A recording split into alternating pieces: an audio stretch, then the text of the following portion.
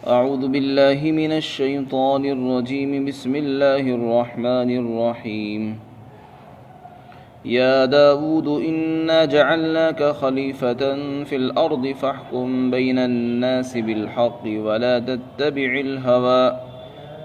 تتبع الهوى فيضلك عن سبيل الله إن الذين يضلون عن سبيل الله لهم عذاب شديد بما نسوا يوم الحساب۔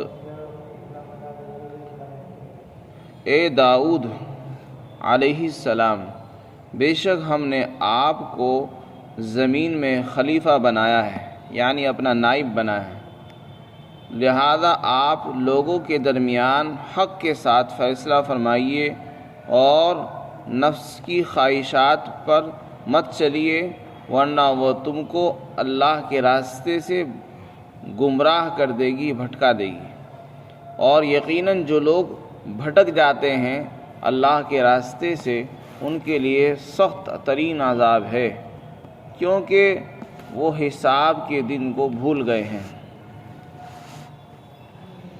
حضرت داؤد علیہ السلام جہاں اللہ کے نبی تھے اور پیغمبر تھے اور رسول تھے، اللہ نے ان کو زبور عطا فرمائی تھی، شریعت، مستقل شریعت اور کتاب عطا فرمائی تھی، اسی طریقے سے وہ حاکم اور بادشاہ بھی تھے،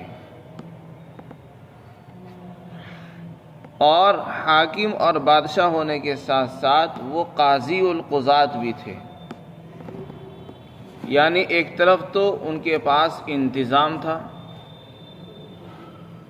پوری عوام کا، پوری رعایا کا انتظام سنبھال رہے تھے، اور دوسری طرف وہ عدالت کا بھی انتظام سنبھالتے تھے۔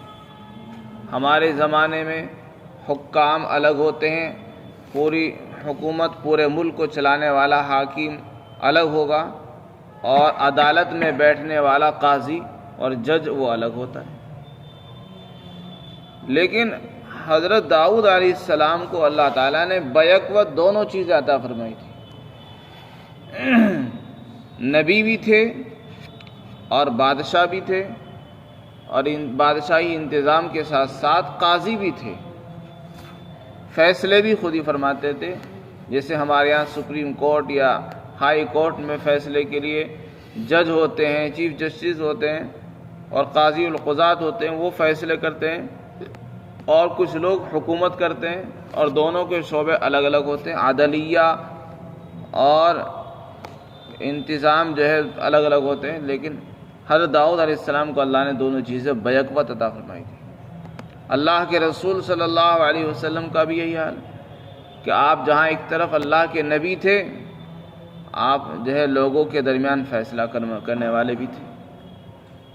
امیر المؤمنین حضرت ابو بکر صدیق رضی اللہ تعالیٰ عنہ اور سیدنا حضرت عمر فاروق رضی اللہ تعالیٰ عنہ، یہ جو حضرات امیر المؤمنین رہے، یہ لوگ جہاں ایک طرف حاکم تھے، انتظام سنبھالتے تھے، وہیں دوسری طرف یہ قاضی بھی ہوتے تھے، دونوں کام ایک ساتھ کرتے تھے۔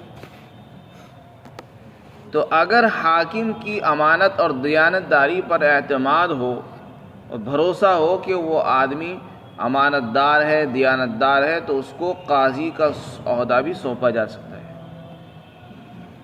اور اگر اس کے اوپر امانت اور دیانت داری کا اعتماد نہ ہو تو پھر کسی اور کو قاضی بنا دیا جائے جو امانت دار ہو، دیانت دار ہو۔ اور اگر ایک ہی آدمی سے دونوں کام چل سکتے ہوں تو ایک ہی آدمی کو دونوں شعبے دیے جا سکتے ہیں، انتظام کا بھی اور عدالت کا بھی۔ حضرت عمر فاروق رضی اللہ عنہ دونوں کام کرتے تھے، سیدنا عمر، ابو بکر صدیق، خلفائے راشدین سبھی کام کرتے تھے، اور آپ صلی اللہ علیہ وسلم بھی، حضرت داؤد علیہ السلام بھی۔ اور آج کے دور میں ایسا نہیں رہا ہے، بلکہ آج کے دور میں تو جو حاکم ہوتا ہے وہ قاضی نہیں ہوتا، جو قاضی اور جج ہے وہ حاکم نہیں ہوتا، دونوں کے شعبے، دونوں کے ڈپارٹمنٹ الگ الگ ہوتے ہیں۔ حضرت داؤد علیہ السلام کو اللہ نے جو شریعت عطا فرمائی تھی، اس میں آپ کو بادشاہ بھی بنایا، اور پھر بادشاہت کے لیے جو سیاست کے لیے جن چیزوں کی ضرورت ہے، جن اصولوں کی، وہ اصول یہاں پر بیان فرمائے۔ سب سے پہلے تو یہ بتا دیا کہ ہم نے آپ کو خلیفہ بنایا ہے۔ خلیفہ کہتے ہیں نائب کو، جو کسی کا جانشین ہو، کسی کا قائم مقام ہو اور کسی کے احکام کو، کسی کے کام کو پورا کرنے کے لیے آتا ہے، اس کو جانشین اور قائم مقام کہتے ہیں۔ اللہ تعالیٰ نے حضرت داؤد کیا حضرت تمام ہی انبیاء علیہ السلام کو روئے زمین پر اپنا نائب اور خلیفہ بنایا ہے۔ انی جاعل فی الارض خلیفہ، اللہ نے قرآن میں فرمایا تھا، فرشتوں سے فرمایا کہ اے فرشتوں، میں اپنا ایک خلیفہ، ایک نائب دنیا میں بنانا چاہتا ہوں۔ تو پھر لوگوں نے اعتراض کیا تھا کہ آپ ایسے لوگوں کو کیوں پیدا کر رہے ہیں جو آپس میں خوریزی کریں گے؟ اللہ نے فرمایا تھا کہ میں جانتا ہوں، تم نہیں جانتے ہو، اس کی کیا حکمت اور مصلحت ہے۔ تو ان تمام چیزوں سے یہ بات معلوم ہوتی ہے کہ اقتدار اعلیٰ تو اللہ کے پاس ہے۔ اصل مالک اور اصل حاکم، اصل بادشاہ تو اللہ ہی ہے پوری دنیا کا، پوری دنیا کے ساری کائنات کا، زمین و آسمان کا، ہر چیز کا اصل بادشاہ اللہ ہے۔ چنانچہ جب سب کچھ ختم ہو جائے گا، قیامت آ جائے گی اور سب لوگ مر جائیں گے، تو اللہ کی طرف سے اعلان ہوگا لمن الملک اليوم، آج بتاؤ کس کی بادشاہت ہے؟ کہاں ہے وہ جو اپنے آپ کو بادشاہ سمجھتے تھے اور بڑا غرور تھا ان کو، بڑا ناز تھا؟ کہاں ہے وہ؟ سب پڑے ہوئے، مردہ پڑے رہتے ہیں۔ اس وقت وہ لوگ سب بے حس پڑے ہوئے ہوں گے اور اللہ تعالیٰ فرمائیں گے کہاں ہے وہ؟ بتاؤ کس کی بادشاہت ہے آج؟ تم سب کی بادشاہتیں مٹ گئی، لٹ گئی، پٹ گئی۔ آج اگر بادشاہت ہے تو اللہ کی بادشاہت ہے۔ تو اس کا مطلب یہی ہے کہ حقیقی بادشاہ تو اللہ ہی ہے، اور دنیا میں اللہ نے جو کسی کو حاکم بنایا، کسی کو بادشاہ بنایا، کسی کو گورنر بنا دیا، کسی کو امیر بنا دیا، تو یہ عارضی ہیں اور کچھ وقت کے لیے ہے۔ کسی کو 5 سال کے لیے حاکم بنا دیا جائے، کسی کو جو زندگی کے لیے بنا دیا گیا، لیکن موت کے بعد اس کی حکومت اور بادشاہت ختم ہو جاتی ہے۔ تو اسی طریقے سے روئے زمین پر جو لوگوں کو خلافت ملی ہوئی ہے، یہ ہماری عارضی ہے۔ اصل خلیفہ، اصل اقتدار اللہ ہی کو حاصل ہے۔ دوسری بات یہ بیان فرمائی، آپ کو جو حکم دیا گیا، فرمایا گیا کہ آپ لوگوں کے درمیان انصاف کے ساتھ فیصلہ کریں گے اور غلط فیصلہ نہیں کریں گے۔ یہ اصول بیان فرما دیا ہے۔ جزئیات میں تبدیلی ہو سکتی ہے، زمانے کے اعتبار سے، حالات کے اعتبار سے، ملکوں کے اعتبار سے، لوگوں کے مزاج کے اعتبار سے تبدیلیاں ہو سکتی ہیں، لیکن وہ جزئیات میں ہوں گی۔ اصول نہیں بدلتے ہیں کبھی، اور اصول یہ ہے کہ چاہے کوئی کسی بھی ملک کا رہنے والا ہو، چاہے کسی بھی زبان کا جاننے والا ہو، کالا ہو، گورا ہو، جب آپ فیصلہ کریں گے تو حق کے ساتھ فیصلہ کریں گے، حق کو آگے رکھیں گے، حق میں تبدیلی نہیں ہونی چاہیے، باطل کے ساتھ فیصلہ نہیں کریں گے، حق کے ساتھ، انصاف کے ساتھ فیصلہ کریں گے۔ یہ اصول بیان فرما دیا۔ پھر دوسرا اصول بیان فرمایا وَلَا تَتَّبِعِ الْهَوَىٰ، کہ آپ نفسانی خواہشات کے پیچھے نہیں چلیں گے۔ جب آپ حق کے ساتھ فیصلہ کریں گے تو نفسانی خواہشات بیچ میں نہیں آنی چاہیے۔ یعنی تمہارا دل کچھ چاہتا ہے اور شریعت کچھ اور چاہتی ہے، بس یہی نفسانی خواہشات ہے۔ حق تو یہ ہے، علماء نے فرمایا ایک چیز ہے اتباع ہدایت، جس کو اتباع ہدا بھی کہتے ہیں، اور ایک اتباع ہوا ہے۔ ہوا کے معنی خواہش اور ہدا کے معنی ہدایت۔ ہدایت کے پیچھے چلنا تو یہ ہے کہ جو قرآن نے اور حدیث نے بتایا اس پر عمل کرے آدمی، یہ تو ہے ہدایت۔ اور قرآن اور حدیث سے ہٹ کر چلنا یہ نفسانی خواہشات کی پیروی اور اس کی بات ماننا ہے، نفس پرستی ہے، نفس کی غلامی اور نفس کے پیچھے چلنا ہے۔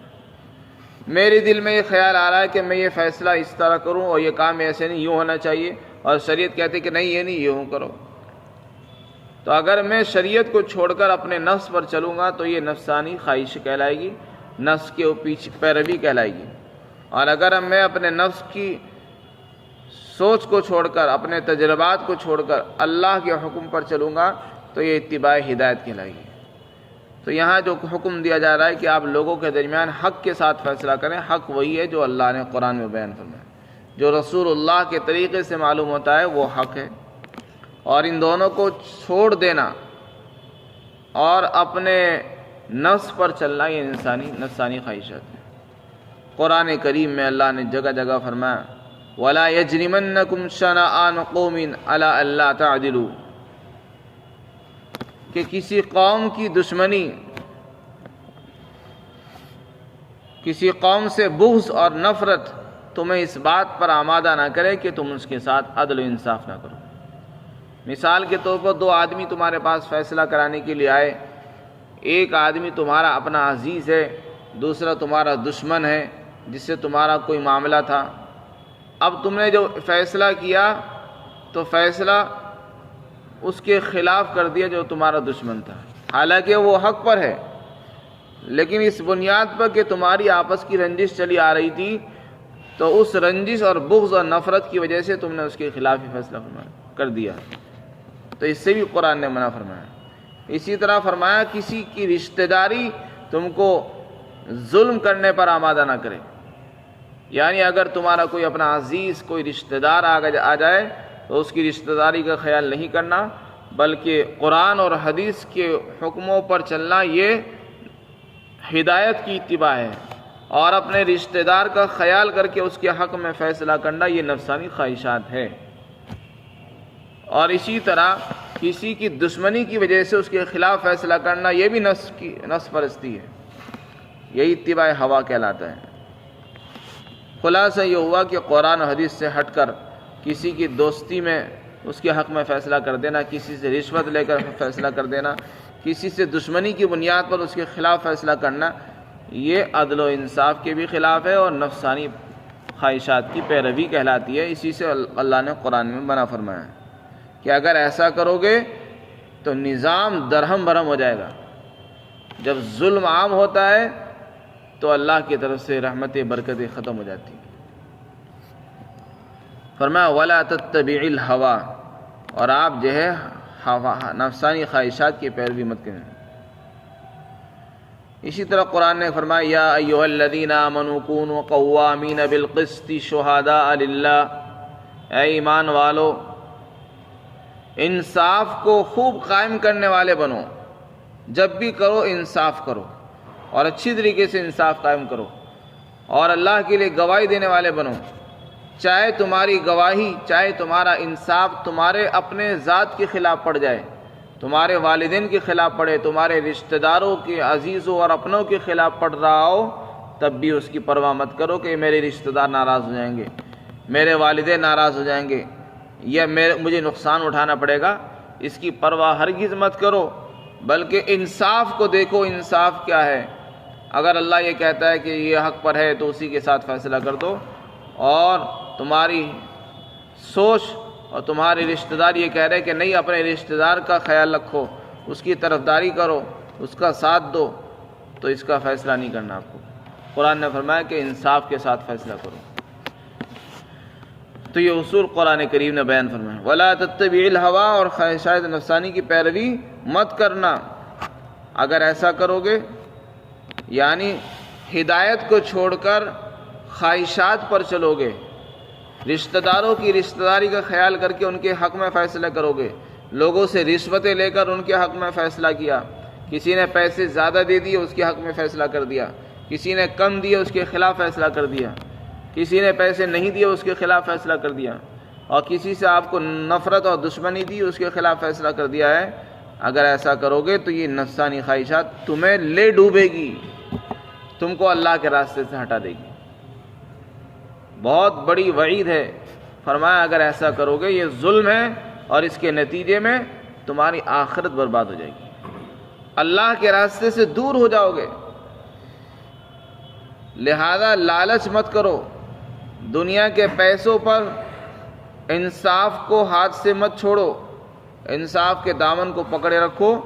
دنیا کا مال، دنیا کی شہرت اور دنیا کی عزتیں یہ آنے جانے والی چیزیں ہیں، ختم ہونے والی چیزیں ہیں، فنا ہو جانے والی چیزیں ہیں، ان کو حاصل کرنے کے لیے غلط فیصلے مت کرو۔ آج عدالتوں میں جو ہو رہا ہے، انہوں نے اسلامی قانون کو تو بالائے طاق رکھا ہی ہے، حق اور انصاف کو بھی بالائے طاق رکھ دیتے ہیں۔ کبھی حکومت کا دباؤ ہوتا ہے، کبھی نیتاؤں کا دباؤ ہے، تو کبھی دنیا دار کا دباؤ، کبھی مالداروں کے دباؤ میں فیصلے کیے جا رہے ہیں۔ عدالتیں آزاد نہیں ہیں، تو جب عدالتیں آزاد نہیں ہوں گی تو فیصلے غلط صادر ہوں گے، جب فیصلے غلط ہوں گے تو لوگ دنیا کے اندر ظلم عام ہو جائے گا، افراتفری پھیلے گی، عوام کا اپنے حکام پر اور اپنے قاضیوں پر سے اعتماد اٹھ جائے گا۔ چنانچہ یہی ہو رہا ہے، لوگوں کو اپنے حاکموں پر اعتماد نہیں، اپنے بڑوں پر بھروسہ نہیں رہا، اپنے سرداروں پر بھروسہ نہیں ہے، اس لیے یہ چیزیں پیدا ہو رہی ہیں۔ اور جب ہم انصاف کے ساتھ فیصلہ کریں گے تو چھوٹے بڑوں پر اعتماد کریں گے، اپنے حکام پر ان کو اعتماد ہوگا۔ فرمایا وہ یہ نفس کی پیروی تجھ کو اللہ کے راستے سے گمراہ کر دے گی۔ پھر آگے وعید بیان فرمائی کہ جو لوگ اللہ کے راستے سے گمراہ ہوتے ہیں، بھٹک جاتے ہیں، ان کے لیے سخت ترین عذاب ہوگا، کیونکہ وہ آخرت کے دن کو بھول چکے تھے۔ اس میں اللہ تعالیٰ نے وہ چیز بیان فرمائی جو انسان کو حق پر قائم کرتی ہے، یعنی انصاف کے ساتھ فیصلہ کرنے پر کون سی ایسی طاقت ہے جو انسان کو کھڑا کرے گی؟ وہ ہے آخرت کی فکر، اللہ کے دن، اللہ کے سامنے حساب کتاب کے دن کی پیشی۔ جس انسان کے دل میں یہ ڈر ہے کہ مجھے اللہ کے سامنے حاضر ہونا ہے، مجھے اپنا حساب دینا ہے، مجھے اپنے زندگی کے اعمال کو پیش کرنا ہے، اللہ کو منہ دکھانا ہے، وہ کبھی انصاف کو نہیں چھوڑے گا، وہ کبھی نفس کی پیروی نہیں کرے گا، وہ تو ہدایت اور قرآن و حدیث کی پیروی کرے گا۔ جو قرآن نے قانون بیان فرمایا ہے، قانون شریعت پر چلے گا، انسانوں کے بنائے ہوئے قانون پر نہیں چلے گا۔